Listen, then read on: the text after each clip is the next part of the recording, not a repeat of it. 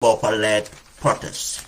And to analyze their success, it's quite important to recognize the youths for the leadership they have taken in engaging in the democratic space, participating and bringing about change as we recognize in their success at this early stage.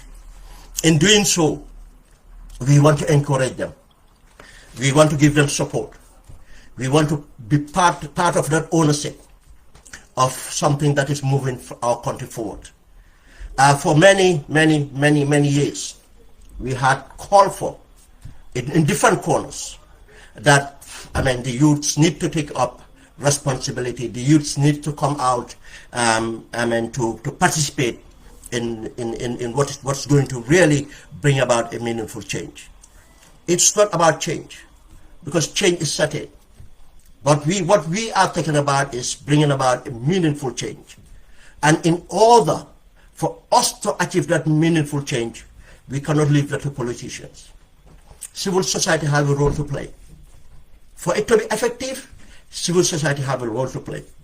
And civil society, for that matter, the youth have a great role to play. Because we all know the influence the youths have. We all recognize the percentage of the youth in our population. They are our future. And if future is now, we have to work to achieve that outcome. And Gala came out a couple of months ago.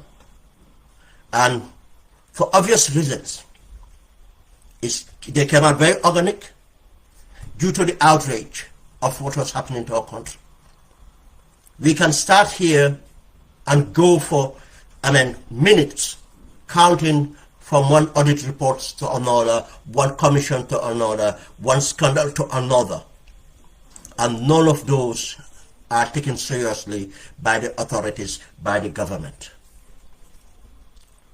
We cannot sit down and wait, expect that the politicians are going to do that for us.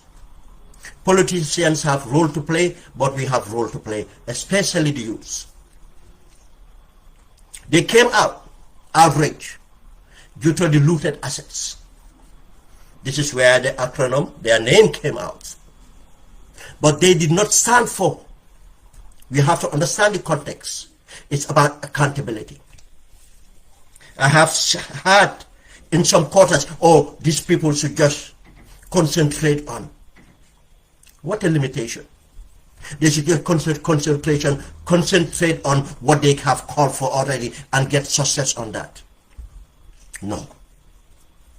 We have the time, we have the space, we can work together.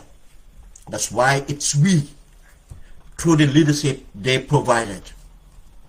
And it's refreshing to start to see the collaboration coming up. Gala, Gomsa Bopa, and next will be all the groups coming up. This is what we call for. This is what leadership is. This is what leadership is. Now, to understand this context, they came out for accountability. And we saw the first instant when they came out, the government heavy-handedness. They withstood that heavy-handedness. When they were arrested, their leaders arrested, more young people came out and demanded their release, which was successful. They applied for a permit again. And this time around, the government learned their mistakes and gave them the permit. And they came out, they demonstrated, they did their demonstration, passed on their petition, and gave a time, time for government to resolve these issues. If not, they were going to come out again. It was a success. Many people credited the security services for that. I said no. It's the political will that we credited.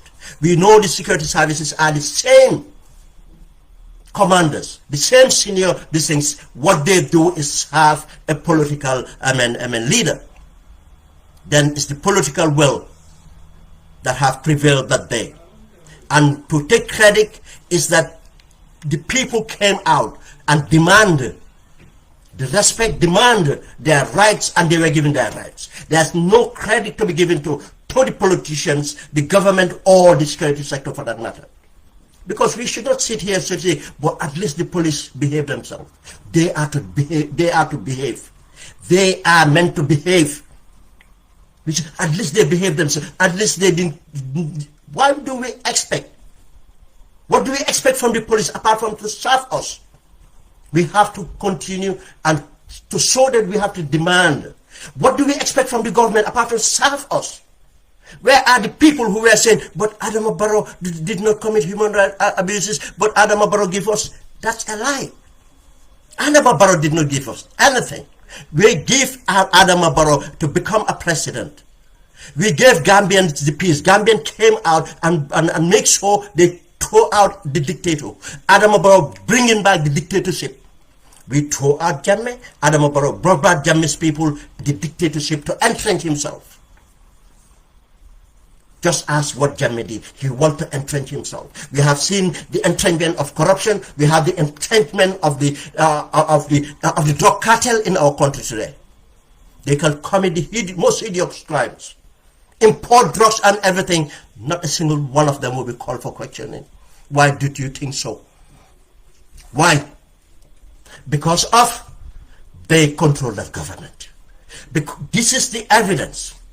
The money floating around by NPP, building and lavishing money, buying vehicles for their parties and everything, came from the corruption and drug trafficking. They can't deny that. Let them open their accounts for audit, and you find out what then the evidence should be produced. We came together, Gambians, and make sure the dictator have to leave town. Adama Barrow brought back the systems, the people and the system, and put them together. Then we are no fools. We know what we have before us. We know that we have to tackle this in order to maintain our democracy that we brought in. The peace and stability we brought in. Adama Barrow did not bring it. He should guarantee it, and he's not guaranteeing it. We see the evidence. Coming to elections, 1,300 police officers. Most of these youths that need training in colleges, did need training to become entrepreneurs and everything else. We have enough police personnel that we needed to put the capacity they need in order to control crime. Good governance would have control. The majority of crimes happening today. Most of those youths going out there getting drunk, getting high, and creating crimes is because of what the state allowing a narco, the cartel creating a narco situation in the Gambia. Go and look at the Senegambia. Go and look at the Kotu, Bullfruits, and all those beautiful areas. It's the sons and daughters of Gambia who are addicted. Most of the people breaking and entering now are sons and daughters of Gambia, and most of them are high on drugs. Who created that environment? Adama Barrow and his sponsors. We don't need thousands and thousands of police officers. We know thousands and thousands of police officers will not keep us safe. What keeps us safe is good governance. Our youths deserved to be supported to meet their potential, to go to university, to go to colleges, not to just to rally them up, knowing that the government is ready to suppress our will to bring about change. It's not going to work. This is why we have to recognize the leadership brought about by Gala Gomsa Bopa and the success they registered, and we are going to go through the success. If we understand how change comes about, especially in this situation where we have elected a government before 2016, and that government today, trying to entrench themselves, stole elections in 2021 and wanted to replicate that. We all seen the evidence again. Going out to register, trying to justify that. 2 days ago, a friend of mine need to open a bank account in the Gambia. The person had a Gambian, ID card which is expired, cannot renew it for 2 months. You want to justify running around to register people, God knows who, in foreign countries. And it's not an isolated case. We all know. We have the evidence. We all have them starting their messaging about tribalism. We had them. It's coordinated. We had Sidi Njai on Coffee Time. We saw the First Lady and Sidi Njai at a so-called Fuller Organization program. We heard what they said there.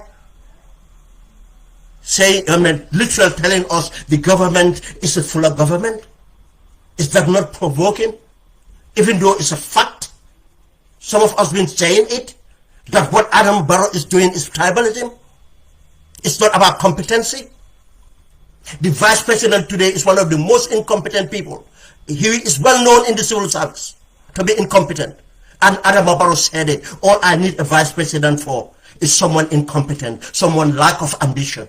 If you said someone lacks ambition and you took that person to be your support, your backbone, what does that mean?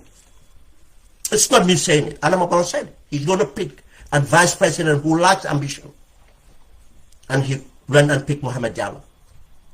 We saw a week ago, we saw the First Lady sitting there in Birmingham, meeting what a Fuller Organization. Fuller Organization. Again, we had Sehumbalo very clearly. And not only Sehumbalo saying it, the platform given to Sehumbalo to say it, immigration officers with immigration officers. You see, it's a strategy to divide us, trying to pick two major tribes in the Gambia, trying to ferment. They do anything to stay in power. We know their strategy. This is the situation we face. Now, if we have a unified force, civil society coming out, governance is the public sector, the private sector, and civil society. These are the sectors. We cannot leave civil society behind. Now, let's look at how unified it is to have Gala spearheading, taking lead. The first significant evidence of being a unifying force is not only the composure, because they did not select themselves. They came together organically because they believed they have shared values. They are young people, determined, intelligent, energetic, and want to see a better future. They don't identify by tribe, they don't identify by any other color, but they drag themselves with the flag of the Gambia. What is more unifying than that? Within weeks, they sent delegation to go around the country to consult youths. Consult. How many times do any institution consult you? The government consults you. But these youths went out there to consult their fellow youths all over the country. It's not an urban movement. It's a national movement. It's not an urban movement. It's a national movement. That's not only the unifying factor. You know what the politicians like, especially the governor. This should have been a UDP issue. You have seen something else. This should have been a GDC issue. You have seen something else. This should have been a Sobea issue. You have seen something else. They are comfortable to deal with politicians because they can look for loophole, weaknesses, and play it. But when it comes to youths, and when I said youths, I even have to emphasize the presence of girls. The presence of girls and even presence of children. That's how unifying it is. They came out with that knowing that this is a strength. They are unifying the country for that matter. The people from different political dispensations, they came out to support them for everything they have called for. I'm going to come into all of this when we talk about the success. For accountability. They came out for accountability. Just to point out, I had some people say, oh, why are they going for data? Data pricing. Those people have missed something. Internet is an integral part of what makes our life go smooth nowadays. Smooth operation. Internet is as essential almost as water. Let me come to this. It sounds controversial. That's why I took a break. I'm not saying that it's important as water, but it's essential as. Why do I say that? Do we know the use of internet today on people treatment? How many Gambians are treated today because they can connect to a Wi-Fi and connect to a hospital in India? Do we realize that? Gambians with terminal, serious illness, that they can only have the diagnosis or go through the diagnosis because they can connect to. My friend's father passed away recently. One of the things they used to do is interpret or put a doctor in Senegal to start to diagnose before they even leave and take a flight. And these are very privileged people. First, our health services. Do we know how many doctors are relying on their own brother to connect, to talk to this thing? I mean, how else do they communicate? People don't use landlines anymore. Doctors, nurses have to communicate, have to call. They have to do it on their own pockets. How can you think that this is not serious? Do you know how many students are in college and universities today? They have to conduct their research, studies, resources from the internet. It means affording internet as helping you to pass, go through your education or failing. How important is that? How important is that? Education, health. Do we know now how many young people, how many women? I have a cousin, a senior cousin who tells me that most 70% of her sales come from the internet. She's not schooled. She's about 70 years old. She's not schooled. But she knows how to update, do status and do stuff online today. I don't know how to do. Don't see me on Facebook. I am rubbish when it comes to technology. But this old woman, a sister of mine, a cousin of mine, sells clothing, shoes, and accessories and others. And this is how she displays her merchandise to a wider community. People from the diaspora get to her status and she will pursue, package that and send it to them. This is how she got her living. 3. Health. Education. It's not commerce, it's a survival. Employment. Survival, employment from the data. Emergency. If you run out of data, do we know how convenient, how effective and impactful it is to able to pick your phone and make that call and connect to the person that you need? Gone the days that you have to get someone to take a taxi to go and fetch the doctor, the nurse, or to run or could fetch someone, hundreds of kilometers. Do we understand how essential then this is? Then for those who are saying, why are they going for data? Why are they not going for standard cost of living? At times, I know at times it's just ignorance, but at times it's just trying to find something to bring them down. But I can tell you, I've engaged these young people. I never doubted their intelligence, their smartness, but even engage them more. You'll be amazed. Engage them more. They are very connected. They are very connected. This is important to know. It's about accountability. And we'll come to the cartel that runs the telecoms. Now, imagine what they stood for. The Jammeh assets. We have to credit a lot of people. The reference of Jammeh Commission was only reference all the Jammeh Commission assets, not in the point of holding the commission itself accountable.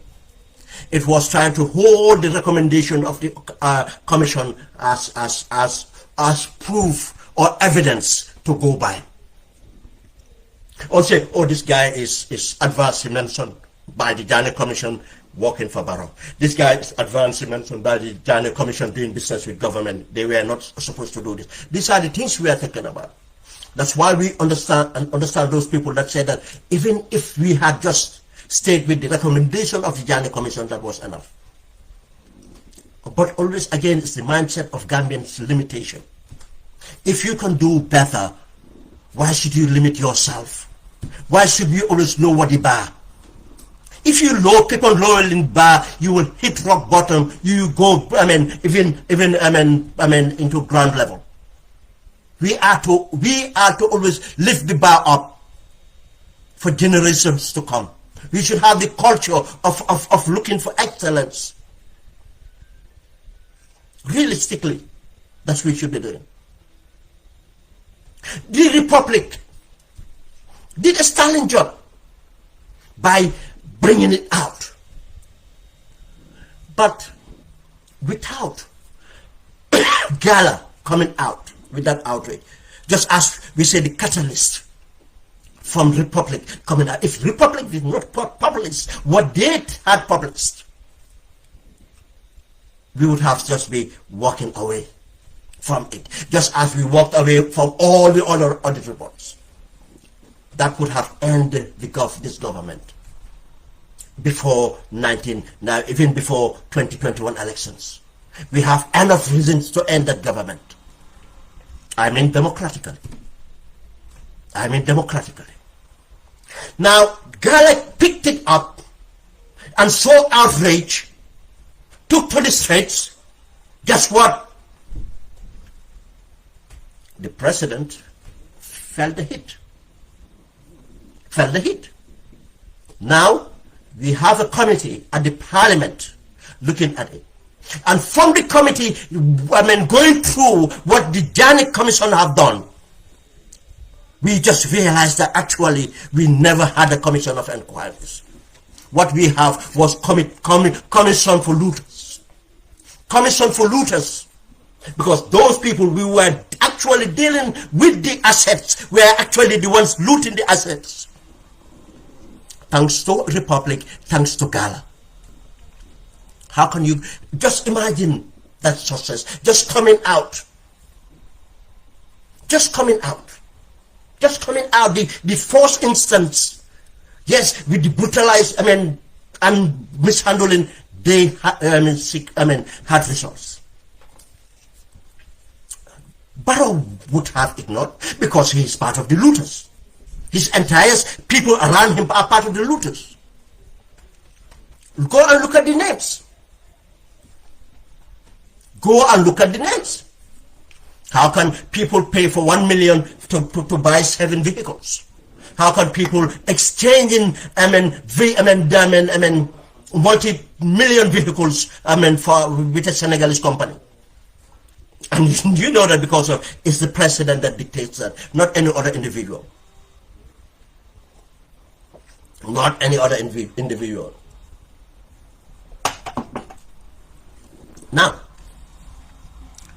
we look at the latest, the data. I'll come to the background. The president turned around and said that he's going to form a committee to investigate. But we all know, if Gala and Gomsa Bopa did not come out to peaceful demonstration, to bring attention to it, they did not commit any crime, we would not have that committee. I am not saying that having that committee is already a success. It's an acknowledgement. That's why we need the support to give to Gala to continue, so that we can see the outcome from that acknowledgement, so that we can see the outcome for the Jammeh's assets being investigated at the parliament. Because it's only putting their foot to fire that will bring about results. We thought about that, but now we have the evidence glaring that Gala went out, it happened. They are acknowledging. They would not have responded, they would not have acknowledged anything. It's an improvement. Let me touch on the imperfections. Because people who normally point out the imperfections, that's what I want to address. Oh, Gala, but Gala this. First, I will talk about the distractors. People who are masquerading, who are these chameleons we have within our midst. And sadly, those we thought they would know better. They have their relatives, they have their friends, they have their families in the loot. With government, in businesses with government, and other forms in government.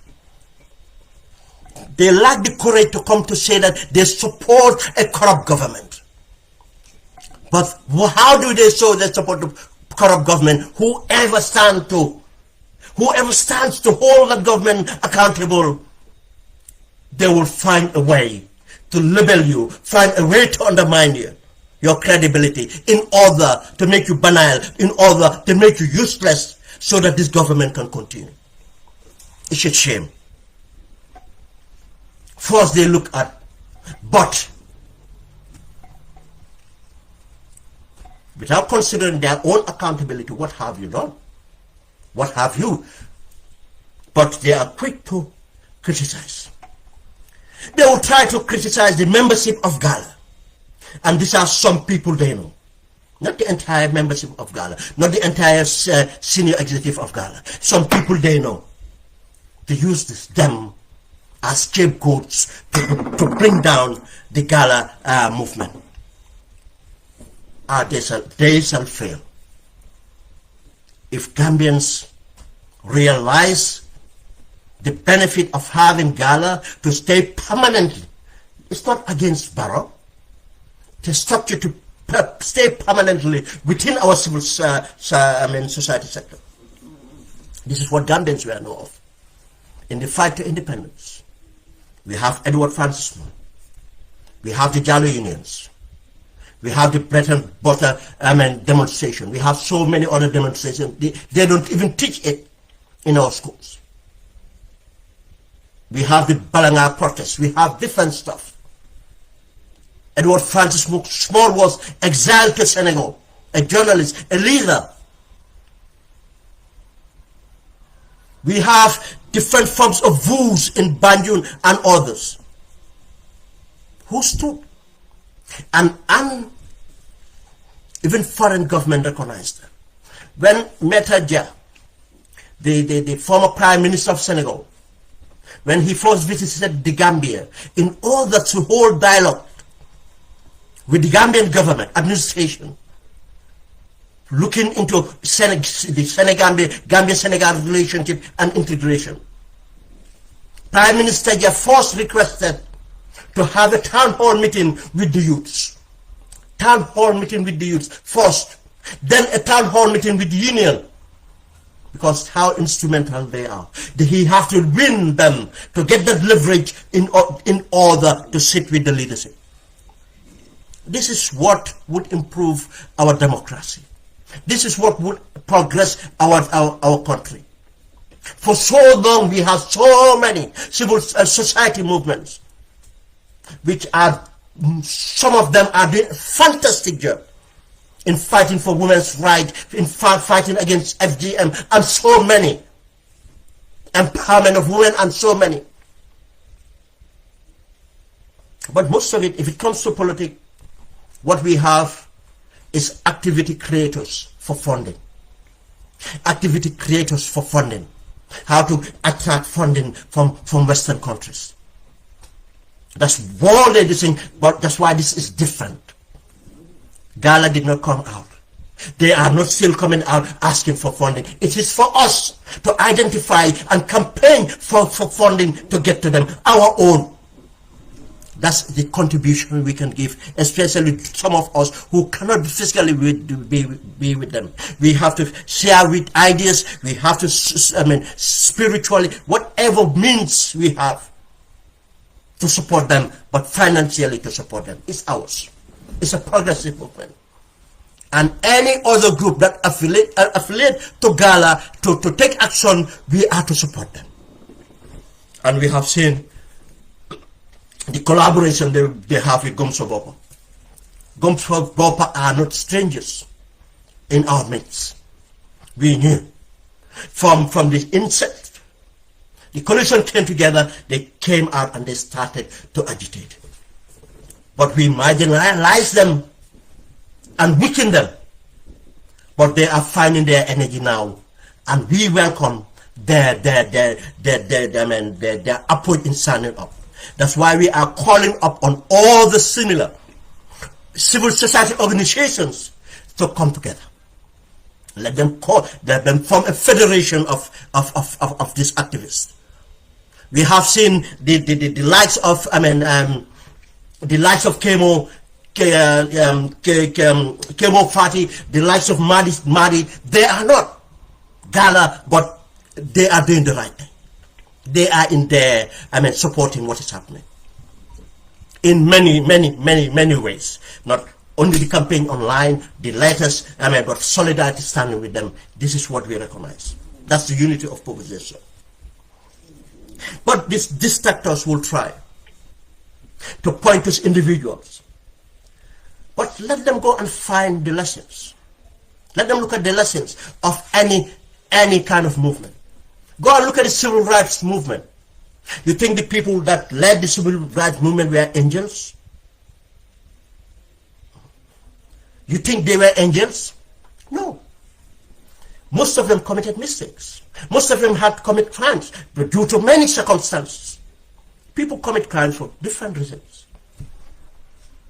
Does that make them really bad people? No. Some of them might have paid for what they have done. But when we look at a group, we just don't go and cherry pick in order to bring that group down. Those people are called distractors. Let us look at them collectively, what they are doing. We hold them accountable for that.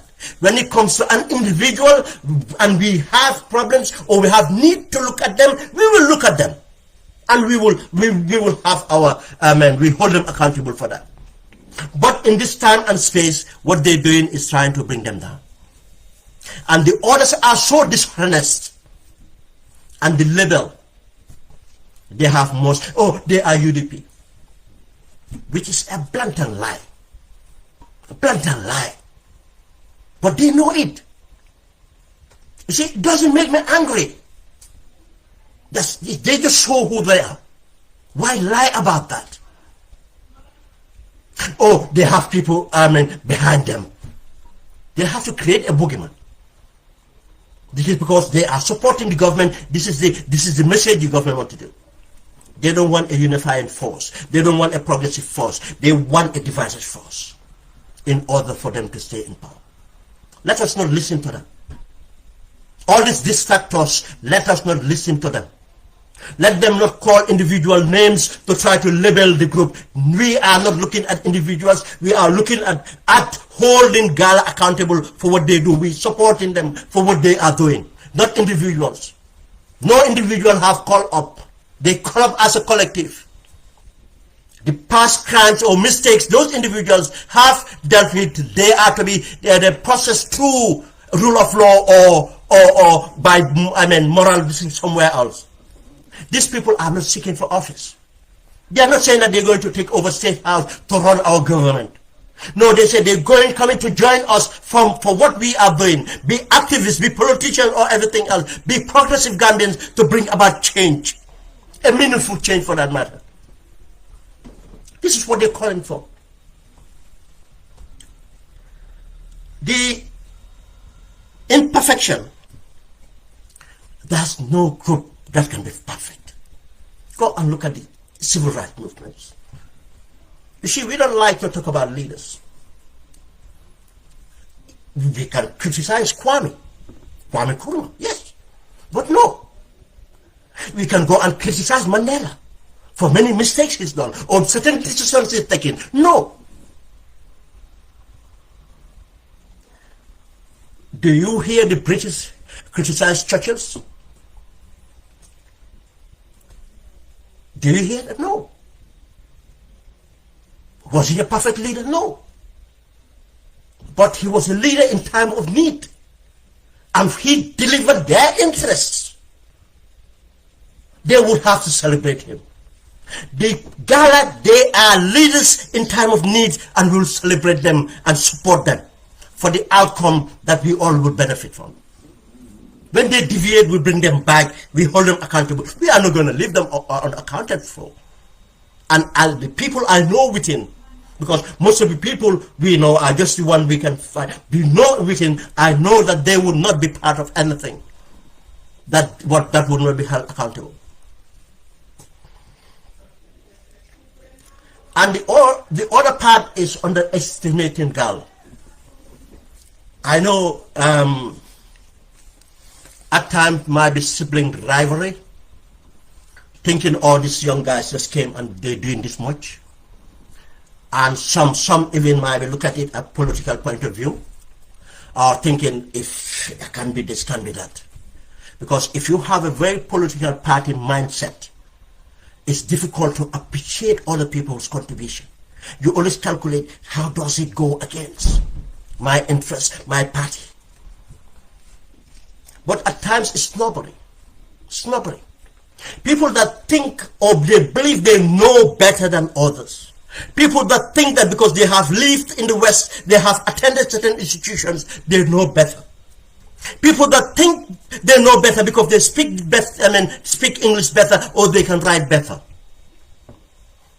And they want to look at a collective movement and underestimate them that they don't know what they do. Because if we take time and appreciate what Gala is standing for, if we take time to understand the success of Gala, I'll tell you one thing. Adama Barrow would not underestimate them. The NPP would not underestimate them. Because realistically, they are looking at them and they know. But you know the problem with Barrow and others? They will not underestimate them, but the fear. And if people take decisions from fear, they will not be rational decisions. And the other thing is, even if they want to take the right decision, they cannot take the right decision because they don't have the right mindset. Because who are the advisors? Because they are in fear of losing their position. They are in fear of losing their government democratically, making it very unpopular and easier for them to be removed democratically. They are in fear of losing their livelihood. They are in fear of losing their freedom. How rational do you think these people are? They are criminals. Criminals don't think right. They don't think right. But they know how effective Gala is. And this is why, again, our appeal, we need to stand with them. Because they are going to come for them. And if people sacrifice to stand, what we can do is to stand along them. by all means we can to make sure they are successful. Their success is our success. And this goes for politicians and every citizen or every person loving the Gambia and the people of the Gambia. They need to support Gala for what they stand for.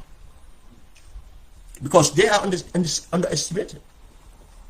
Someone said to me, oh, they should not, they should have waited. They should not have gone for the data protest. It's not strategic to go for the data protest. I'm seeing a lot of advices coming. But the people giving these advices, in fact, did not realize they're not even thinking this through. They think that these boys would just drink the attire and just jump and decide to do something. Because they don't know them the way they should know them. Because they underestimate them. That they are young people, they are inexperienced. Most of them have not traveled. That's what they say. You see, it's not only because they have energy.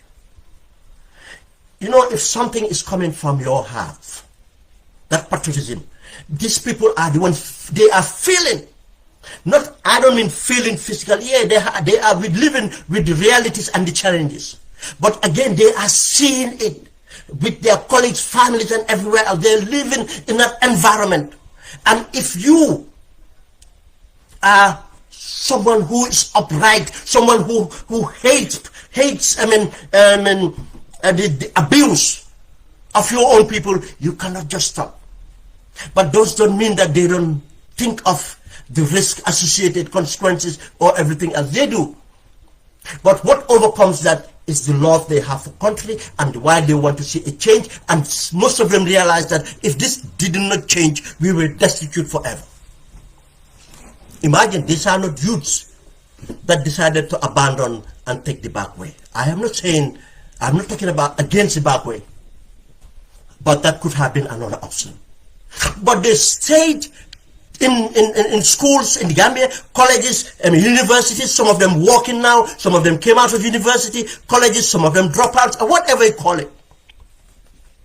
And they stayed, and now they choose to go out there, knowing the risk associated, the consequences of everything, to say, we want to demand.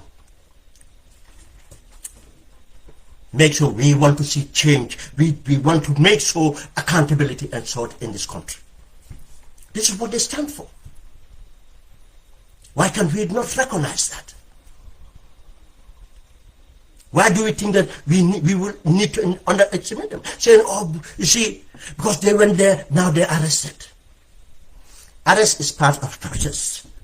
If you don't want to be arrested, if you don't want to be arrested, you won't be part of the movement.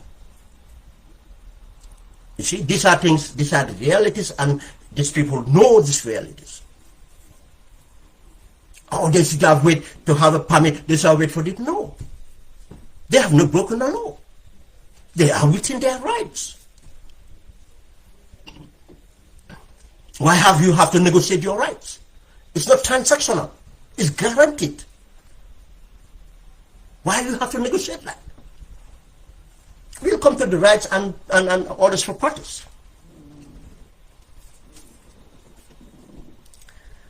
The support we need to give to Gala and Gomsa Bopa and any other group that affiliates with them is support. Support in many ways. Help them to strategize. Yes, they need to strategize better. I'm not saying, we are not talking about perfections here. They have imperfections, but they would learn and they will grow. But they can't do that alone. They are not alone. They don't expect to be alone. They do not take ownership and deny others not to come with them. They are humbling. They expect people to come out with them. They are not forcing themselves on anybody. They are doing what they expect and believe to be right, and what they expect people to come out and support them. Any popular movement wants that. They should not be coming out asking us to come out, but we should be coming out, supporting them and calling our comrade families, others to support them. By all means we can to support them. We all have ways to do that. And I can tell you this past 3 days, by saying that we should support them, people are reaching out. Through us, through Juka, through others. Some people in America, oh, how can I support them? I said, contact Juka. Juka, am I able to listen? It's not that I am part of Gala, but it's my duty to support them. People on the ground, household. This is not only young people movement. People are taking ownership. I know grandmothers sympathetic to their cause. They're not coming out now, but they are giving their support. Some are even just sending voice notes. Some are thinking of providing them food, drink, and other ways to support them. This is what we owe them. And people that can come out need to come out. You see, the more we come out, the less the consequences of arrest even. We have to understand this. Popular movements, all it needs to more people to come out as much as possible, and we are encouraged because we are seeing things we have never seen. As I said to this guy, when he said this will have gone to this thing, they will just be arrested. I said no, arrest is part of the process. And they know what they do. I said when they arrest them, they will take them to police stations. The police station will be a rallying point. When they take the police station, they will take them to court. The courts will be a rallying point. Then I reference to explain. When Solo Sending came out with this small group, they arrested them. They went on to brutalize them and kill them. What did that do? It energized others. I know most people did not. Because they were seeing political interferences. It was the state of fear. It was a dictatorship and everything else. That's why we are in a better position now. This is why we don't regret taking out Yaya Jammeh. We are not saying that Barrow gave us this. We gave it to ourselves, and Barrow would not guarantee it. But we are going to make sure we guarantee it for ourselves. I explained. I said, after, what did you hear? I said, you heard something? Women leadership came out. They call it the Kalama Revolution. Going to courts, coming from the courts. And do you know the damage that did to Jammeh? Because we have to understand how even this authoritarian leaders, nobody likes to be unpopular. What damage it did to Jammeh? Go and look at the timeline.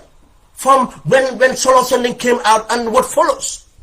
It's downhill, downhill, downhill. Because it encouraged other peoples to do other stuff that are not even seen by the naked of the eye. It makes other people around Jammeh to be conscious of where we are now. And this is what is happening to Barrow already. To Barrow already. Now, and we'll get to that. Some of them are now starting to want to go down the shadows because it's a new generation, social media. We are recording, accountability.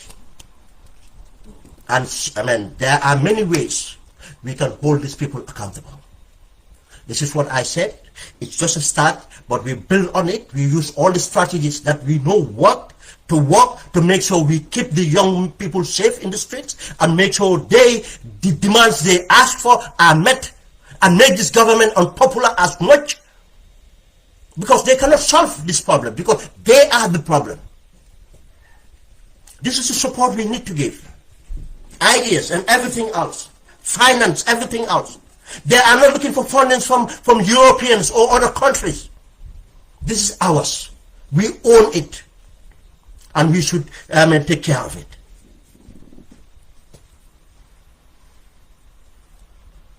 And we want Gala and the likes of Gala to be a permanent fixture in our democracy. We want a vibrant opposition. We want a vibrant civil society. You see what happened in Senegal right now.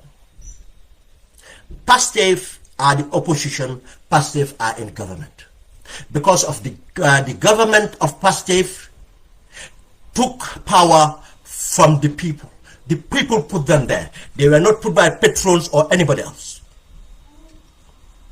Not the internal committee, nobody else. The people died, sweat, and everything put them there. Now the most vibrant opposition to PASTEF are PASTEF members who would come out and say it as it is whenever they see a misstep or mishap. To the extent of the Prime Minister himself would have to come out and show his scorecards to the people to say, look, I'm trying. Because he knows the consequences. That the people he led, to be there would not let him or let a government he is part of to betray the cause. This is when people's power work. That's why we need, this vibrant civil society, galas and all, to be a fixture of our, democracy. Democracy is a funny thing. If not, the state capture would keep on continuing. PASTEF supporters are fighting against the state capture. What the state capture did to Senegal? Technically, no opposition in Senegal. All the so-called influencers and everything else were discredited because of they were bought by the PASTEF predecessor, Macky Sall. All the opposition were bought and run by Macky Sall. Today, if it was not for the PASTEF militants, and even we can save the goodwill of the PASTEF politicians, especially their Prime Minister, PASTEF could have done anything and got away with it. Because there's no civil society. Civil society were bought by Macky Sall. You remember Y'en a marre? Y'en a marre, who were the catalyst of Macky Sall coming to government. He bought them off. That's why today they are hired by the Macky Sall remnants to try to agitate the private government. This is why we need to support Gala. Gala, I am not measuring Gala to Y'en a marre, because that would always be lazy to be copycats. What Y'en a marre did is not new. Gambia did it pre-independence.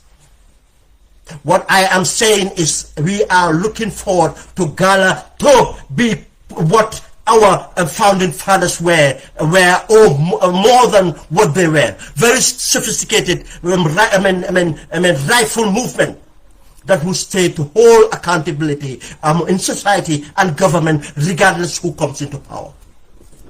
This is what we call it up. Then they need support to build their structures, they need support to mobilize, they need support to be perfected in the courts and everything else. This will bring me to the lawyers. It's refreshing. It's refreshing to see the team of lawyers. And the only reason I am not going to name names, because I don't know all of them. But I know they were led by senior counsel Lamin Jedal. And lawyers appreciate that. You recognize their leader as a senior counsel, he led, and lot of other them. I don't even want to attempt to name the rest because I am not familiar with most of the names, and there are so many of them in fact. It's refreshing to see them come out on the onset to stand to make sure justice is served. This is what we're calling for. This is what we're calling for.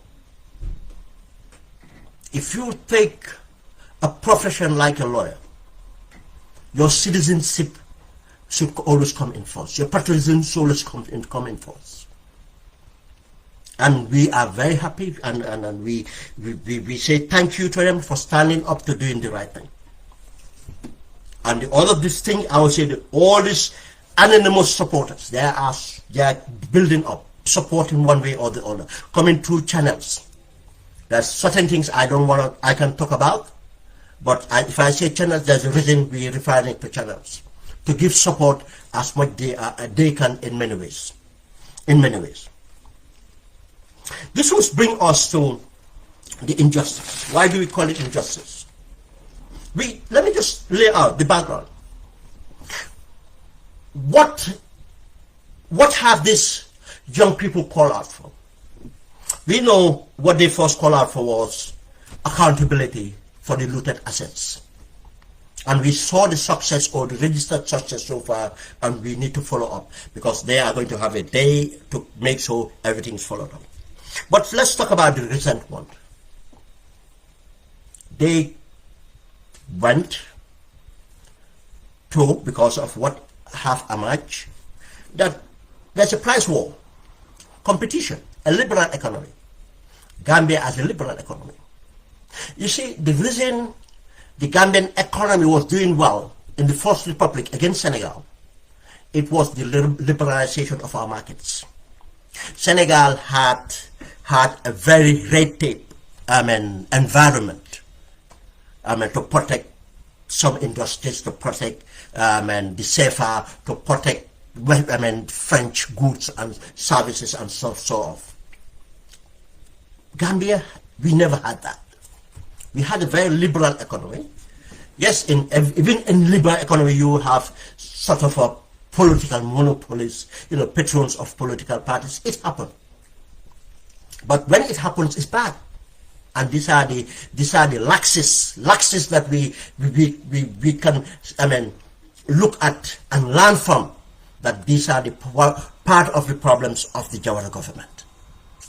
Because when business people became patrons for your political party, business people, in most cases, when they give in anticipation of higher returns.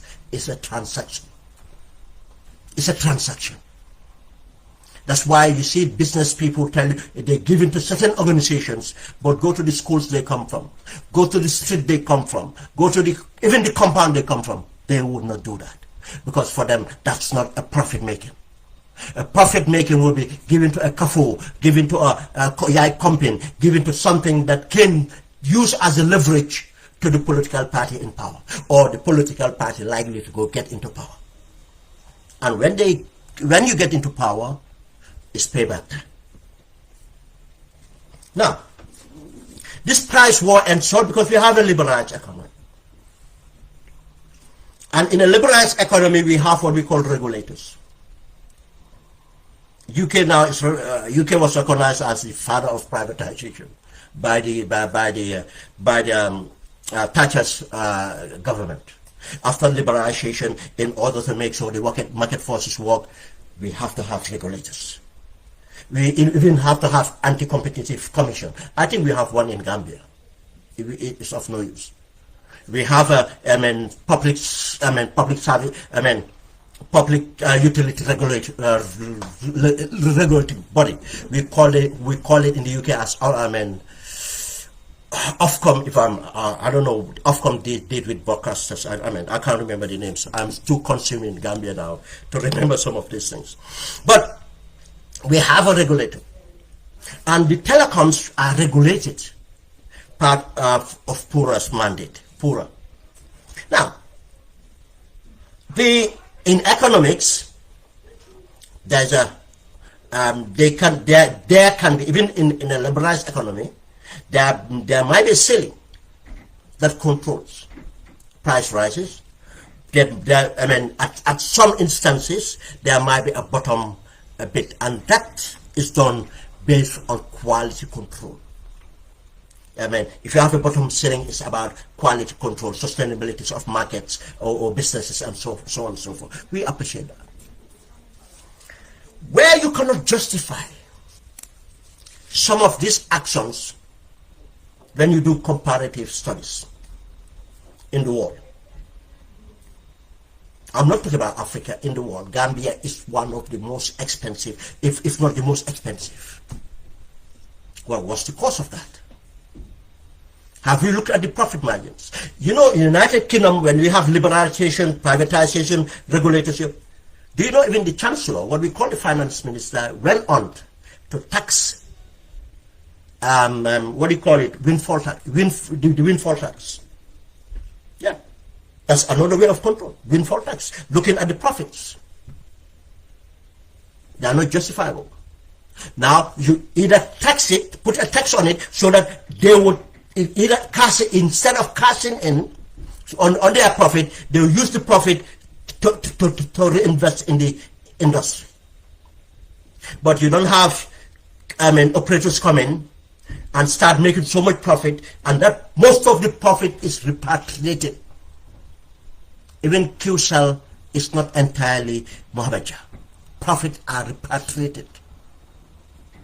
We have to, these are the things we need to our people to understand. If their profits are so much, means that they are not reinvesting in the infrastructure they are benefiting from. Their taxes, they are not paying the taxes required. And I can tell you, none of these telecoms are paying taxes required. They are going to assess self-assessment. None of these companies have ever been forensically audited. None of them. Because of what? GRA, they're paying off some people in GRA, and they are patrons to President and Barrow's party.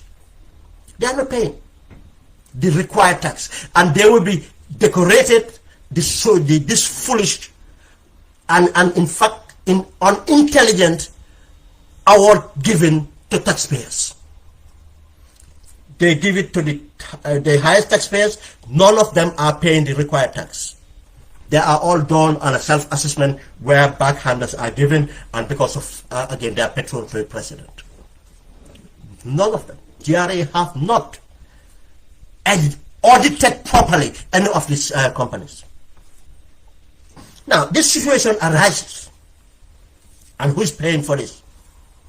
That's why when officials said, "Oh, they're giving you free concert," you should know. You see, that's the biggest. That just shows you how irresponsible these corporates are. They do all this fun stuff, just as the dictator create all this fun stuff. Because if you create fun, you play with people intelligence, you play with their side of their empathy, and they relate to officer. They create all this so-called competition. Someone won $1 million. It's all rubbish. Give us better services, more affordable. That's it. Let's compete on that. Now it came up. Commune started to push to have share of the market. Share of the market.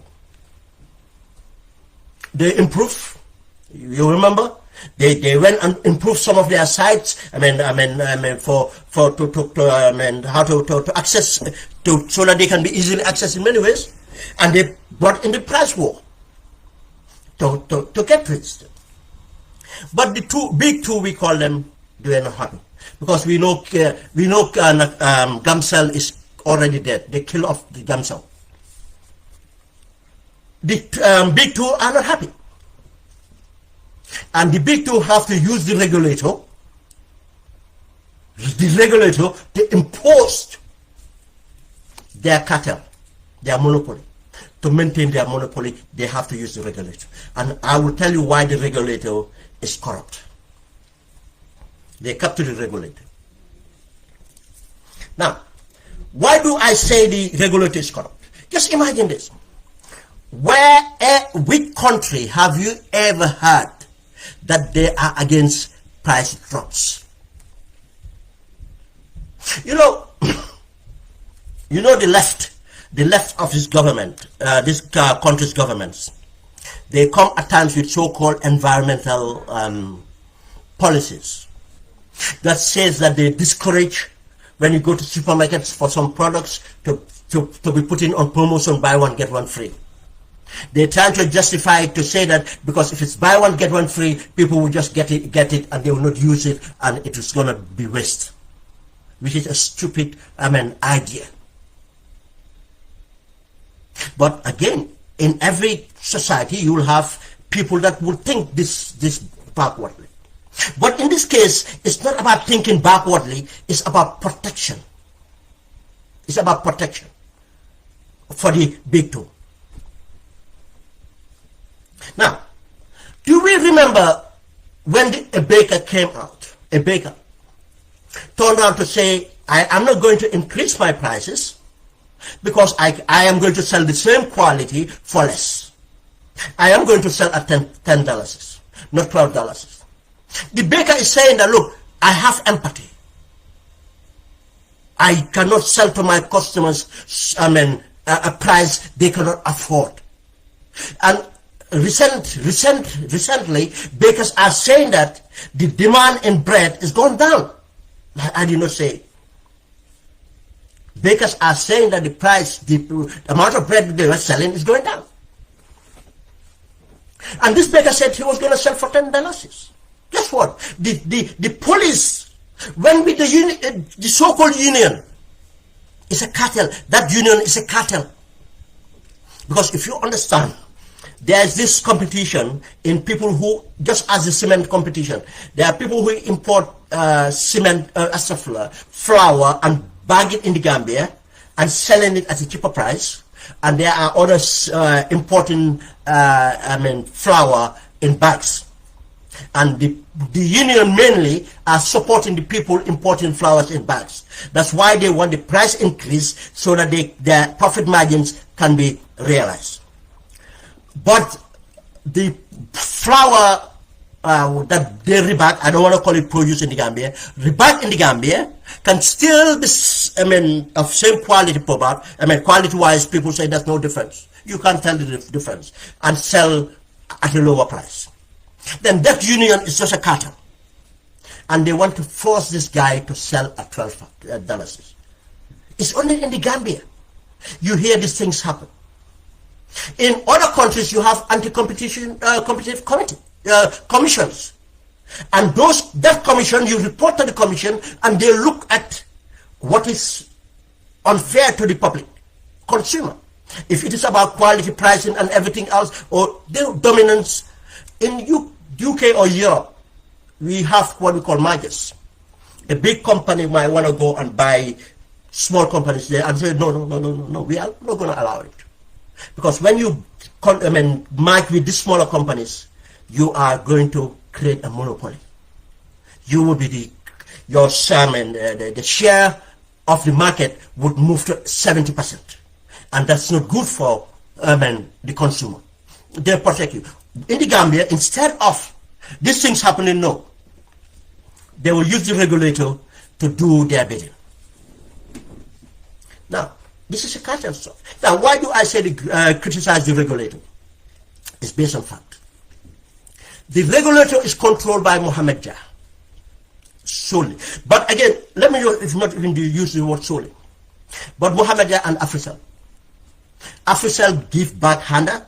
Mohammed Jah give jobs and backhander. Mohammed Jah chooses the person to be leader of the regulator based on facts. It's not allegations, facts. And I'll tell you. There was a chap called Yusufa Job. Many people knew Yusufa Job. He worked at the Treasury after school, coming back from ACCA in 1991 to so. And he worked at the Treasury. From the Treasury, he went and worked for Standard Bank. From Standard Bank, he went and worked for Amadou Samba. From Amadou Samba, he went and worked for the Civil Aviation Authority. From the Civil Aviation Authority, he came and did his masters in the UK, I believe. Went back to the Gambia and went to the work for Istimo under the United Nations. But after his thing at the Istimo, Yusufa Job went and worked for the African Parliament in South Africa. He was found wanting by an investigating panel that he was abusing his company credit cards and he was forging receipts and other stuff. He was let go. He was sacked. Mohammed Jah knows Yusufa. They are childhood friends. Decided to take Yusufa Job.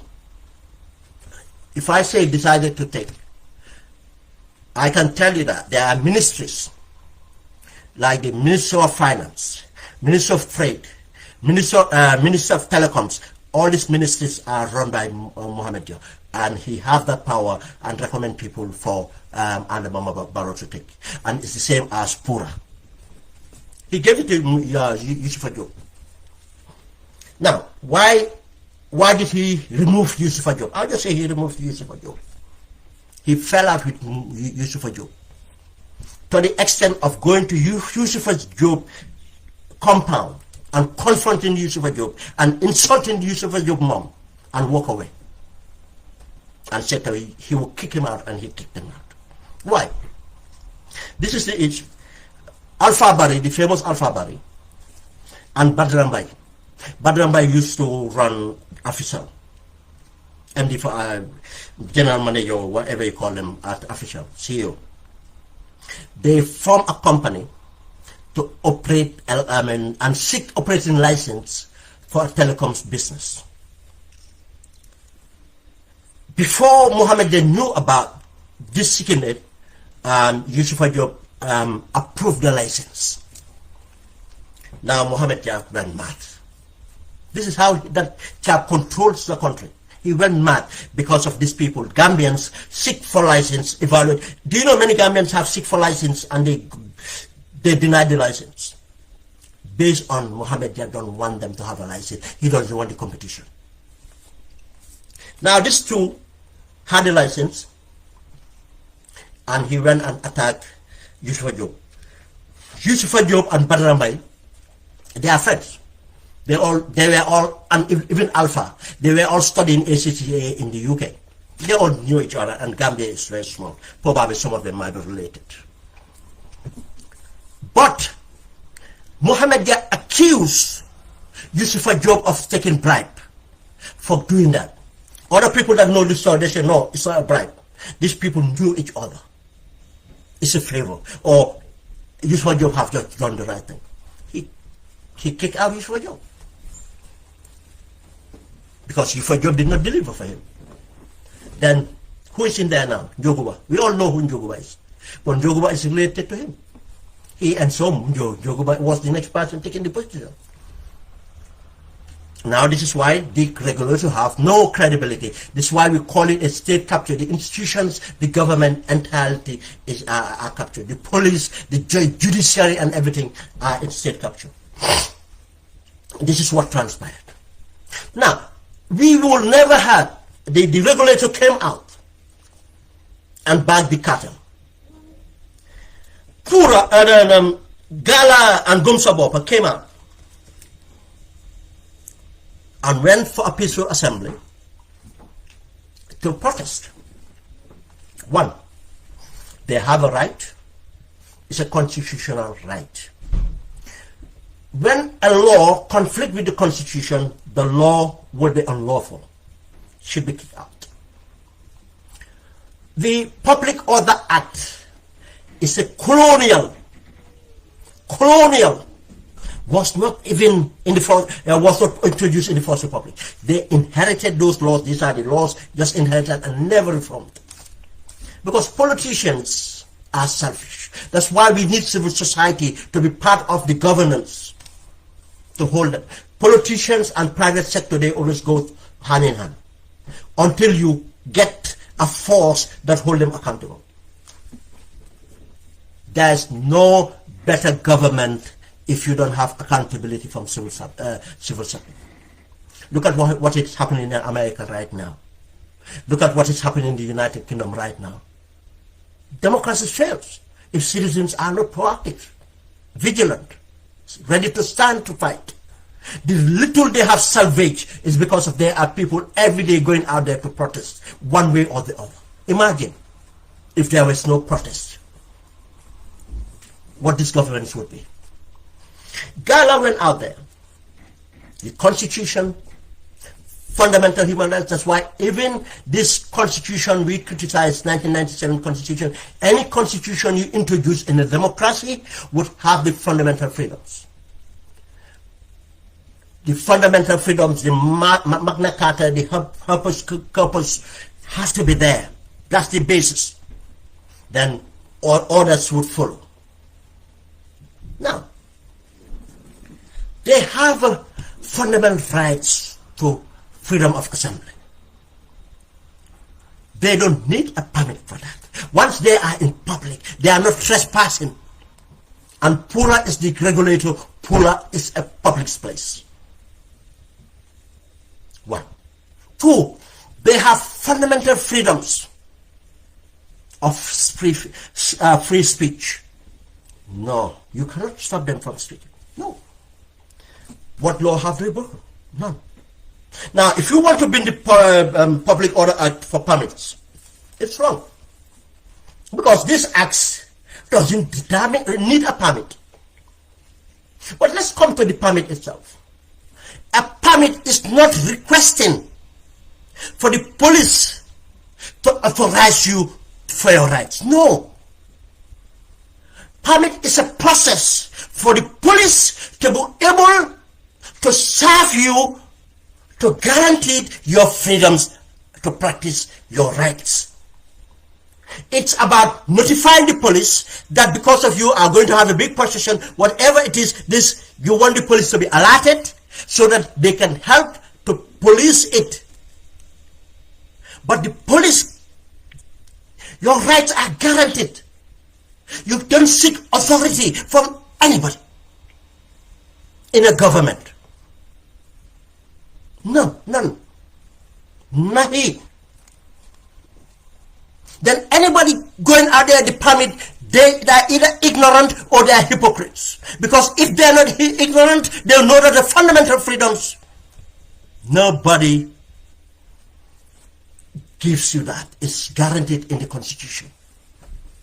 And any law, legislation that clashes with the Constitution, that law should go down. Whether that law is changed or not, is clear to people, and the spirit of that law, people understand it even if it's enforced. A permit doesn't mean that the police can just turn out, no, we're not going to give it to you. And just to give flimsy excuse when it's not rationally explained, or it's not factual. Because if you have to depend on the police giving you permit, when they give you permit, you don't protest, then you have lost, you have given up your rights. Then for people who are out there saying they don't have a permit, don't say it. If you say it, you sound ignorant. If you say it, if you are not ignorant, you sound hypocritical and dangerous as a criminal as well. Because it's criminal to deny people's right. It's a criminal to try to miseducate people or mislead people. It's criminal knowing that what you're saying is a lie, it's a fabrication. If you don't know, it's ignorance. And to cure ignorance is seek the information you require to be knowledgeable or to understand. We are not going to compromise on our rights.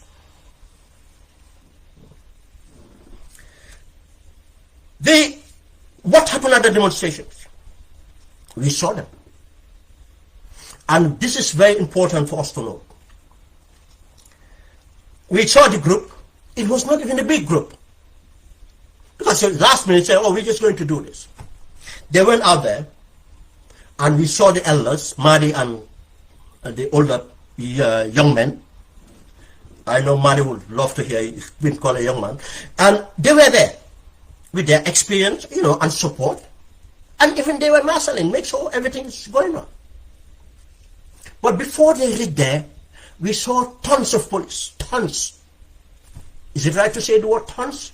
But just to express, there were more police recruits than people who come out to demonstrate. Now, how can that be? How can that be as they charge them as disturbing the peace or destruction or whatever? It's a lie. It did not happen.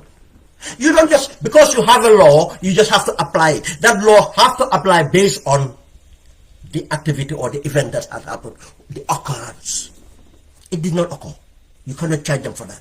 Not because you have a law and you just want to apply the law. They were there. They were negotiating. They were talking. You can tell the recruits don't know what the hell was going on. They don't know. Understand? Some of them were bored. I don't. Probably they give them free Wi-Fi or whatever. They were on the phone listening. And when the people started to come, they called them up, but they don't even know where to put their bodies. And even some of the senior police officers were kind of compromising. But we have this Mr. Sar. And you have this, always have these individuals among us who comes in and took charge. To the extent of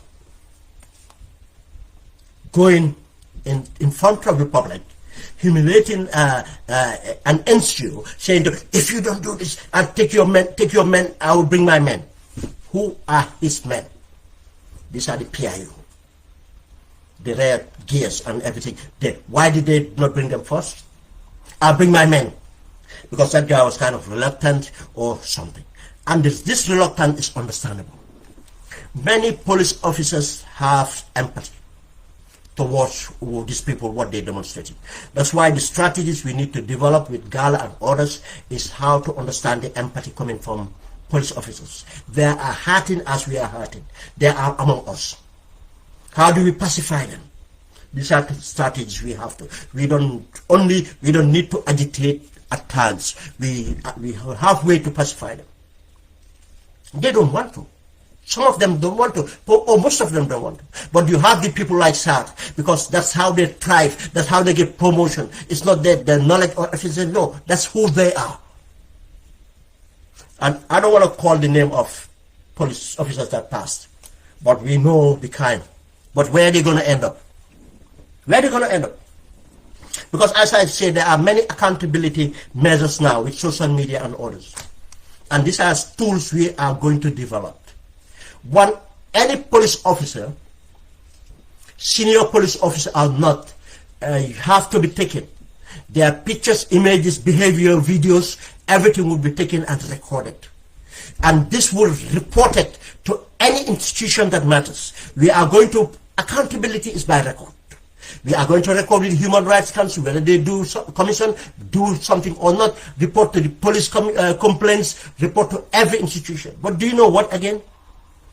International governing bodies. We are going to report to the United Nations. And whenever we learn about those people being sent to any operation outside of the Gambia, under the auspices of the United Nations, we are going to alert them of the report we made against those people. We are going to name and shame them in public. And whenever there has become a change, if they have committed any offense, tortured or anything reports we have, we are going to make sure those documents will come. And this time round, nobody is going to compromise with a TRRC or whatever. We are going to take it to the courts. This is a message we have to put it clear to them. Let them hear it. Let their families hear that. Let their families know that we are going to come after them legally and make sure we hold them accountable.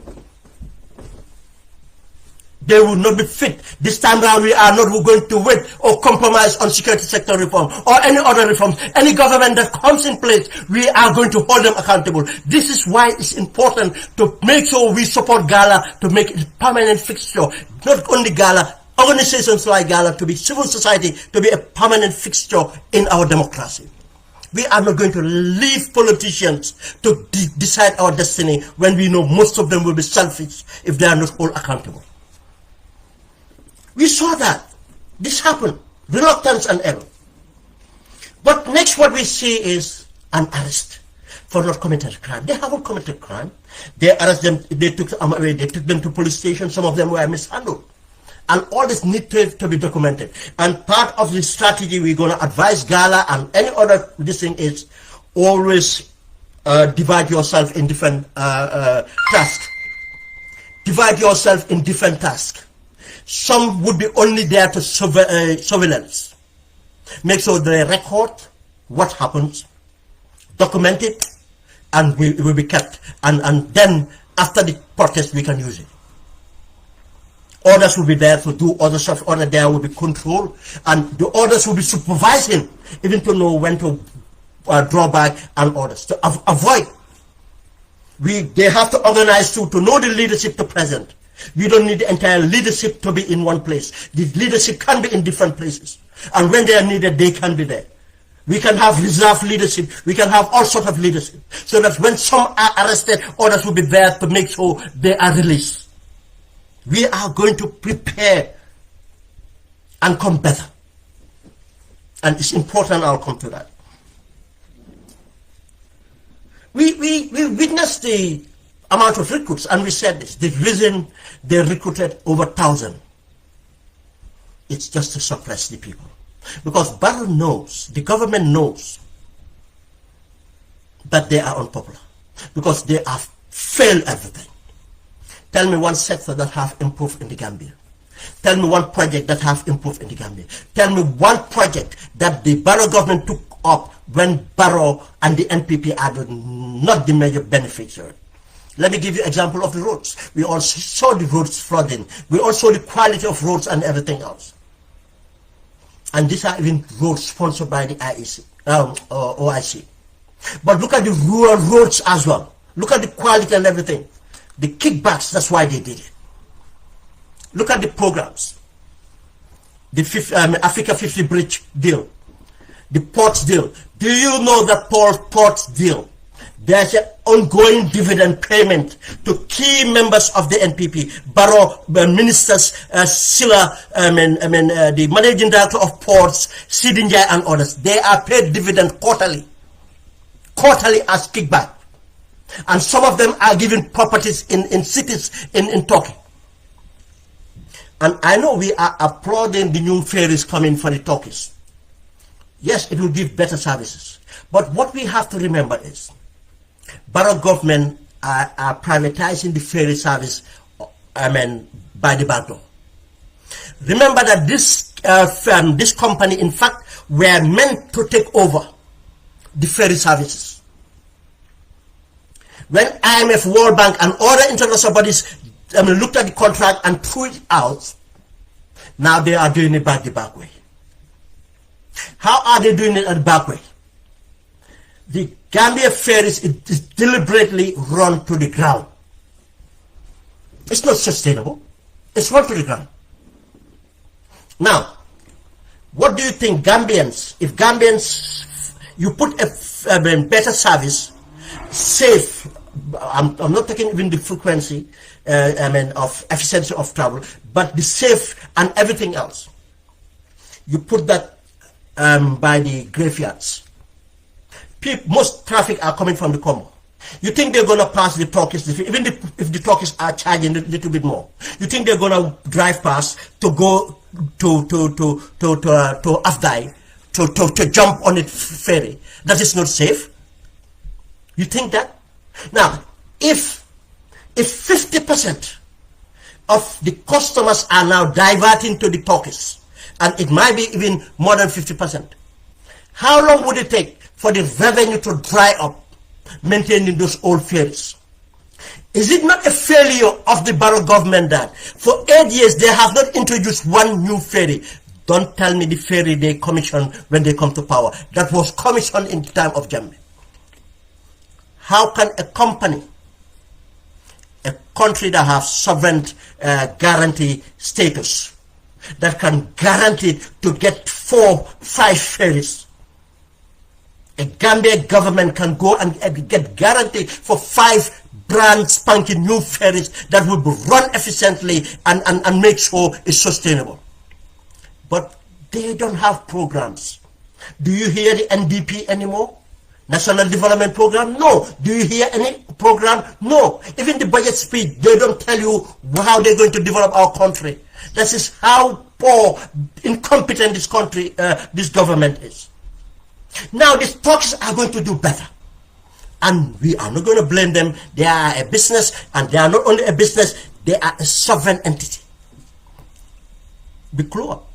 These Turkish companies, Indian companies, Chinese companies, they all have component of state. That's how they develop their countries. They have component of state. Some of these companies are taking loans from their Exim banks. Some of these companies are even shares are owned by government institutions or parastatals. Now, the ferry service is going to go. And some Gambians who clap to say that, oh, at least now we have an efficiency ferry, even though it's not owned by government. Now you're taking your sovereign, wealth away. That's what you're doing. Future generations. Because if you privatize it, because of the corrupt, you see, that's why they invite them to Turkey, invite them to China, invite to all these countries, they celebrate. The Indians, the Turkeys, the Chinese, and all these countries that invite you to come and do this, they know what they're doing. They're taking decision makers. And some of these decision makers, I'm not saying all of them, will be corrupted in order to buy in their ideology, buy in their philosophy, buy in their products. And we end up losing everything. And I can tell you, the process is in. For the airport, is going to go to a Turkish company. Now, what did this government introduce to us? The PPP brought us almost all this infrastructure. Go and find out what did PPP inherit. You think they inherit ferries? Go and look at the boats they inherit. Go and look at it. What have this thing done? And we can go on and go on. Now, they are in fear. They know they have failed the country. And people have seen the evidence on them of their loot. Go and see the amount of properties. Gambia is a small place.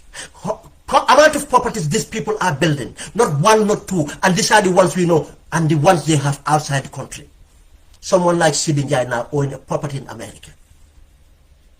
The first lady owns property now. That's why he's got a property in Abuja, and he's got businesses in Togo, Benin, and all those places. Now they're running away from Senegal. And he sees one of the people that this Al-Barak gave a property in Istanbul. They are filthy rich. Barrow's son is involved in trade now with his cousin, Amadou Sane. The Japanese rice, they are taking loans from central bank. Boisedi is facilitating loans and everything on our money. But Gambian youths and other businesses are not prioritized. Gambian businesses are failing because of what they are empowering Indians and others, taking over our markets and everything. Gambians, we used to have our badimukas, we used to have our pole footers, we used to have others that are tradition in business. Any different sectors, all those families are gone out of business now. Because nothing to nurture business. They fail. Now this is the fear they have. That's why they're recruiting police officers. And they know the only way for them to stay in power is to steal elections. Just as they stole the 2021. Now they're thinking of how to, they have already strategized, not think. This is why they're doing all this registration outside the country. That's what they're strategizing on now. This is why unity, be the civil society, politicians coming together and rescue this country, that would be the solution. Now, finally, if we look at the success from Gala, they will need to be protected. They will need to be protected. Because they have achieved a lot. And achieving a lot tells you something else. You have seen the people that were arrested and taken to Mile 2. What process did they take them through? They took them before a foreign magistrate. Yaya Jammeh playbook. Tomasi Toure. I had report from credible sources that he is a Sierra Leonean. We are not against Sierra Leone. We are not against people serving the bar or the bench being from other countries. But in most cases, why governments like to use people from other countries, they have little ties with our government and they can easily look the other way to benefit from undue influence and do what the government wants. We have seen that with Jammeh. When Jammeh had even the Commonwealth judges, because those people were credible, they were paid by the Commonwealth, they were protected by the Commonwealth. What he did do, threw them out. He went and get the Joseph Momo and others from the streets of Nigeria. Most of them don't even have the qualification they claim to have, and made them judges in order to do his dirty work. We are seeing that going on. Because for Magistrate Toure, for the boys to not be given bail cannot be justified. When a magistrate take a decision and a ruling, it has to be justified. It's called justice. It has to be judicious. It has to have a precedence. It has to be within law. He fell on that. Now, this, even the charge sheet, look at the charge sheet, a single charge, and looked at it. If even they were guilty for that,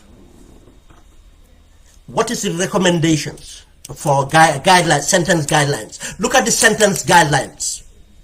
That's what should tell you whether they deserve bail or not. It's a bailable offense. Now, if someone does a bailable offense, because this is about justice, is their right to have a fair trial. And a part of fair trial is, making sure if they do for bail, let them give them the bail. What should stop the judge or jurist not giving the magistrate not giving a bail? If they're a flight list, that they will run away, they will go. They will call it a crime. Why would they run? They are Gambian citizens, not crime.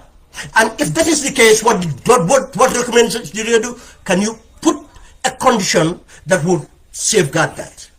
But he did not go all through this.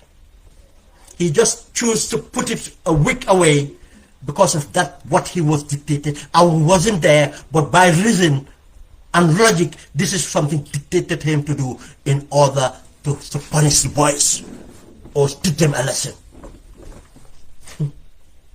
This is where the success, we have to recognize the success. This is why, again, we say even we have to enhance the strategy of what we do. When they did that, you know, because why do I know it was dictated? We got intelligence. They were looking for the other leaders because they were profiled. They got their names. And as I said, for some of these people, it's not cowardly to avoid arrest at this moment. All of the people should not be arrested. All of the people, bro, my online. All the people, they don't need to be arrested, especially the leaders. Stay out, you have a role to play. When they arrest them, guess what? Another group came out. They have to arrest that group again, and another group was ready to come out. And now they realize the magnitude or the will, the courage with these young people. The president started this, walking back and announced, the president is going to form a committee. Next, they have a way to get themselves out of that. The people already in the process in the police cells, they have to find a way to let them go. Yes, some of them have to accept the bailable conditions. Yes, go accept it then, because we will know you'll get out of that. And then what else? When the defense approached, the prosecution had to accept, because the prosecution was dictated accept because of we want to walk back. If the prosecution take orders, if they say no, we are going to oppose bail, mean that that's the order the magistrate have received. Because of the magistrate have received the same orders as the prosecution, we are going to walk back, and then the magistrate will accept, okay, let me hear the case again. You know what that does to the magistrate? It questions his first judgment.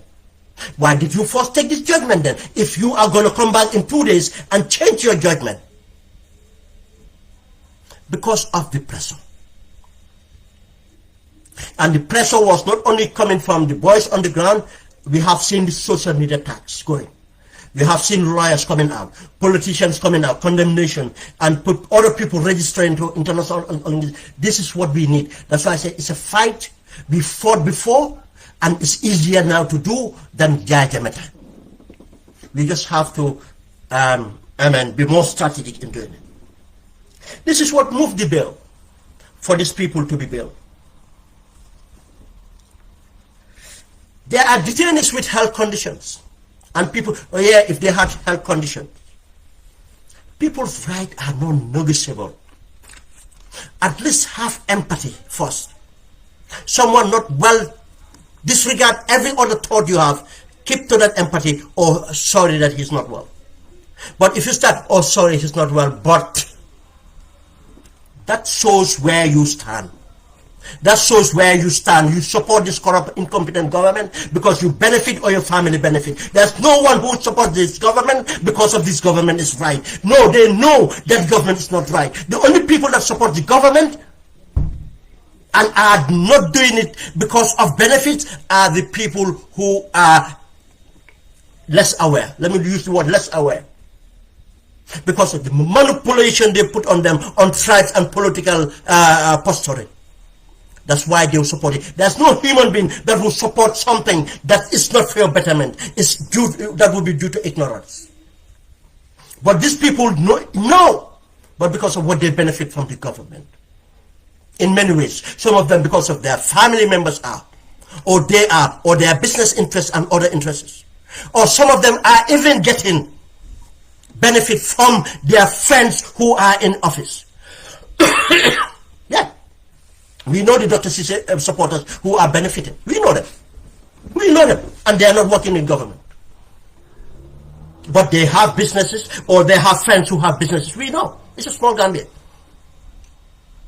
We know the friends of the IDP. We know the friends of other people that benefit from contracts and all that. And their family members, their friends will always come to try to undermine the spirit of this progress. But this progress is registered, is evident, and we are going to follow it through. The health of the people, that's even credit to them. Because that's proof of how much they love their country, how much they want the advancement of their country. They could have been selfish for themselves, and which could have even been right. Oh, I'm not well, I should not be exposing myself to others. But will come to time that people give their life. We have seen that people give their life for others to be free. People give their life for their people to live in dignity. Then if there are people there who don't have the humanity, don't have the conscience, let them stay back. But knowing that people putting themselves out there, no one put them out there. No one forced them, coerced them, or paid them to do that. They are doing it on their free will. Because what they feel in their heart, what they know, and the love they have for their own people. Gambia is not an abstract. Gambia is not about the territory. Gambia is not about the wealth. It's about the people. The wealth to benefit the people. The territory to protect the people. The institution to protect the people. Gambia is about the people. When we talk about sovereignty of the Gambia, we are talking about the sovereignty of the. We are talking about the people, the sovereign people. This should be recognized. Let's not play politics about this. It's about our future. Because what Gala is doing is stopping this country to be destroyed. The Gala is in fact pushing so that democratically we'll get to elections. Because if these people are not whole accountable, we might not even get to elections. And this is not a threat. It's an analysis. We have seen it. We have seen it in Sri Lanka. People got desperate, they didn't wait for the elections. And not a singly, not a Tamil, not a Christian, not a Hindu, not a Buddhist, not a Christian, they all came together. And when the broad daylight, they went for the palace with all the special forces and everything. They stood back and they took over the palace. And we are not calling for that. We are calling for the rule of law. We are calling for accountability. We are calling for progress in the way the country is governed. We have seen the evidence. Latest in Bangladesh, the opposition come together, and even part of the government supporters, because they were hurting as much as the others, because there's no market for Mandinkas, Fullers, Jola or Sarabuli. There's no market for UDP, APP, NPP, duty. There's none of those markets. Why do we allow people that benefit from our resources, to divide us, to see in differences on political parties, tribal lines, regional lines.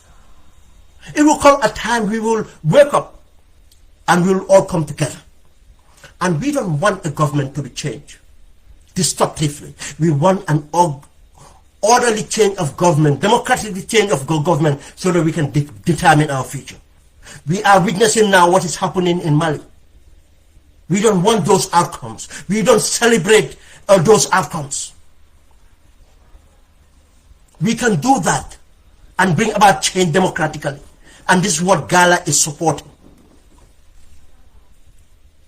We have seen the case of Makisa. We can go on and give examples.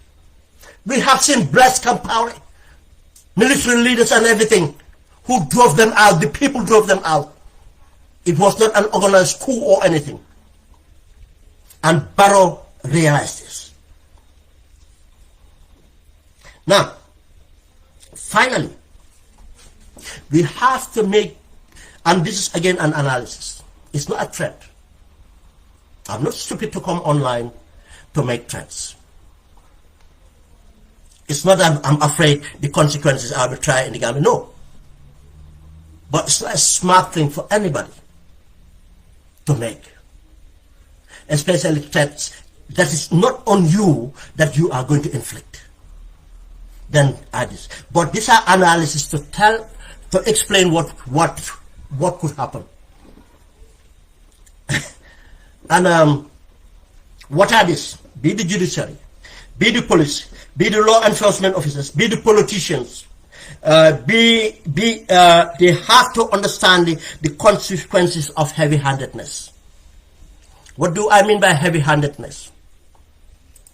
And before I go to Senegal, you know what Gambia does is, us as Gambians, in most cases we like to play down ourselves. Some people would call it being naive. Some people call it different things. But unfortunately, we are very forgiving and forgetful people. Let me explain things that happen in the Gambia that later happened in Senegal. But Gambians always think that those things happen in Senegal never happened in the Gambia. Did we remember the incident that happened in the Serekunda market, what they call the black market, when the young Gambian Sierra Leonean something Dabo or Diba, Usainu Dabo or Diba, who was killed in custody by the anti-crime unit. What happened? That day, didn't we see in Serekunda the youths started from the youths, not even organized, the youths from the black market started the riot. And they took over Serekunda. They overwhelmed the police. We saw economic coming out. They were not there to enforce. They were just there to, try to have visibility. What happened? Didn't a senior police officer home got touched, completely ransacked? Did that senior police officer, I'm not going to name the name because he's not here anymore with us. Did that, notorious police officer that had done that to our youths in April 10, 11, did he not put his family at risk? Did he not put his family at risk? Why not Mr. San and other police officers learn from that? I am not saying this thing is going to happen to you guys, but don't be surprised that if you brutalize our people on the ground, our owners from the ground will come and go after your families and go after you in your households, because we all know where we all live. This is what we don't want. Respect the rights of people. Give the services we pay you to do. You cannot fight for politicians when you know you are hurting us even worse. Even worse. I saw a police officer today picture, I think around the prison. He doesn't even have the right helmet, not the right uniform, doesn't even have a footwear. But they went and recruited 1,000 police officers. and you standing there, you said you are going to suppress the people. Do we remember Sanyang? When the Senegalese migrant killed one of the local youths, and the police were reported trying to cover it up. You know, with this social media, people can mobilize in a minute, people can run operations in minutes, and the police don't have the equipments, they don't have the manpower, they cannot stand it. They will overrun. And if things happen, don't think that an entire police would be working to suppress. No. There will be police empathetic, especially if some tactics are adopted to pacify the police. Did we remember what happened in Sanyang that day? Within minutes, they overrun the police. Within minutes, the reinforcement came, they overrun the reinforcement. They touched the police station, they touched places. They went and touched the factory the gentleman was working. And they could have even done more. Because of what? The failure of police. That could have been avoided. So that people say, why Gambia? Did you remember recently, 2022 in Bakau? When that guy returning from America killed the young guy from Bakau who was doing taxi and mutilated the body. You see what the youths, a small group of youths, what they did to the police station in Bakau. That tells you that the people have it in them to retaliate, the passion to retaliate. But we saw what happened in Senegal. When the pastors came out, they started to do marches, they started to do rallies. Whenever they are given permit, they come out, they do their rally. In fact, it was normally called the safest place to be in Senegal. People will lose their mobiles and they will get back their mobiles. There's no problems with it. They will finish their rallies, they will clean the area. They will clean the area before the rally, they clean after the rally. When they need to walk through, they will walk through this thing. But when the police try to suppress them, what happens? They came back. They throw the tear gas, they throw the stones. They started shooting, they invented the petrol bombs. Next, even the police had to create a militia and brought in automatic weapons and everything. I give it to them. Did the police, did the militia win over? No. Even though some were killed. You cannot suppress the people when they have the will to fight back. And Barrow, this is going to register your human rights record. You are already down for corruption on your scorecard, and human rights records would be worse. Remember that. If anybody tells you that you can suppress these people, go and ask Macky Sall. Go and ask Macky Sall. And don't think that Gambians cannot do it. I have given examples here and there that Gambians have done. And now Gambians are more frustrated today than ever. And for those people, be it politicians, if you come out and incite violence on the people, that politician don't expect to go back and sleep in your bed and your family. I'm not saying that something will happen to you, but it might happen to you. Because we have seen it in Senegal. Senegal have seen that in France, when they come out rioting. France have seen that in the UK when we had our double riots against the police. The police always lose. The police always lose. They lose in France, they lose in UK, they lose in Senegal. Why do you think Gambia will be different? And those law enforcement officers, especially the senior law enforcement officers, be careful. You see the most seniors, they are hiding. And Gambians, be very careful. Some of them will be propaganda to say the IG is not the problem, it's the new appointed deputy IG is a lie. There's a reason they appointed the IG. Ablai Sanyang was treated the same way. Oh, Ablai Sanyang is not the problem, it's a lie. Those people who were saying that find out when the election, happened. You think those people care for their tribe, religion, or anything? No. They are all criminals. They are all multimillionaires. Ablai Sanyang is a multimillionaire. The IGP is a multimillionaire. They force in our record civil servants becoming millionaires in our records. You think those people want Barrow to go? You think those people care about rule of law? When a criminal cares about rule of law, they are all criminals. Let us not fall for any propaganda. Yes, they want to insulate themselves. They want to use the riffraffs to do the dirty job. But if something happened, they should be held accountable. They should be named and same. And if they harm anyone, it's up to the people what measures they have to take. Let the people take the measures necessary to stop it. If you take certain measures, they stop. In Senegal, politicians' homes were bombed and they started to, even Macky Sall want them to go to the tele, they would not. They don't want to be identified in the tele anymore. Law enforcement officers lawyers started to hide. If you take it onto people, people take it onto you. We are not telling them to do it. But we know that rationally these are the things that happen. There are consequences of heavy-handedness. Common sense. If you treat people human, they will act humanly. The example is when you give them permit. They conducted themselves. This example too, they have a right. You know they have a right. If any senior police officer tell you they don't have a right, that police officer is lying. He's not ignorant of the law. He's lying. In private, they tell you.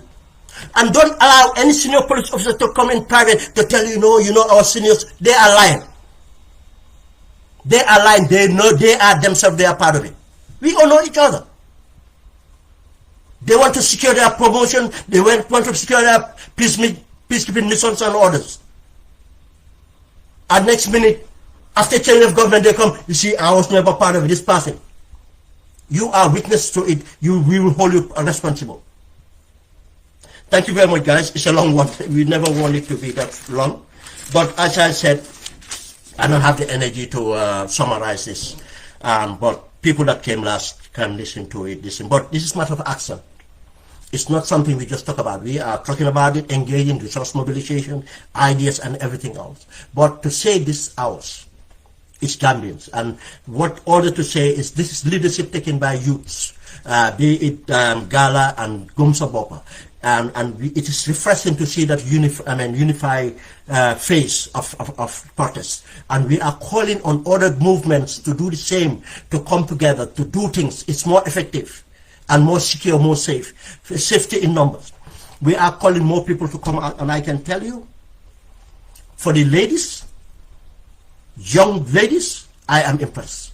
I am impressed with young men and everything, especially the children as well. I've seen young people, some of them even arrested. This is the social consciousness we've been talking about. We continue to talk about. Don't allow it to be divided. Don't allow anybody to undermine this. They have a right and they are fighting for all of us. Then we owe it to them to support any means we can. Be finance, be logistics, be ideas, be anything else, spirit, everything else. Thank you very much, guys. Have a good afternoon. Jërëjëf.